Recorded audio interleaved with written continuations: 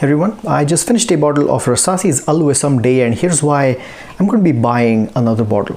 Generally, when it comes to roses in perfumery, they tend to be very cloying and sweet and sugary, but in Al Wisam Day they've done a very tart fresh rose, like clipped a rose from a rose bush and smelled it.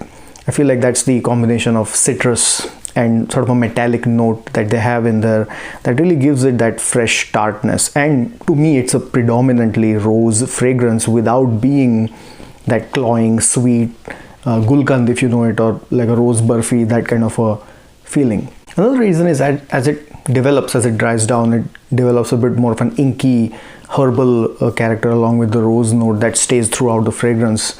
And I sort of got into a routine with this particular fragrance because for me it was my Sunday best. It was my Sunday fragrance, and that's because I remember when I bought it a couple of years ago. I think I sprayed it on a couple of sprays and I hang out outside. It was a day out on a Sunday. It's a beautiful spring summer day, and it stuck with me since then. And every weekend or every Sunday I used to spray it on a couple of sprays, and that used to be my Sunday fragrance. And I know the community says it's somewhat a dupe, clone, inspiration, what have you, of Silver Mountain Water. Now I haven't smelled that perfume per se, but I feel like this has its own merits.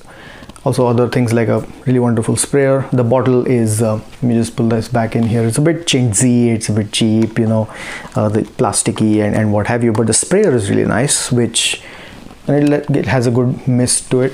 So you just need a couple of sprays and it lasts maybe 5 to 6 hours, which to me is long enough.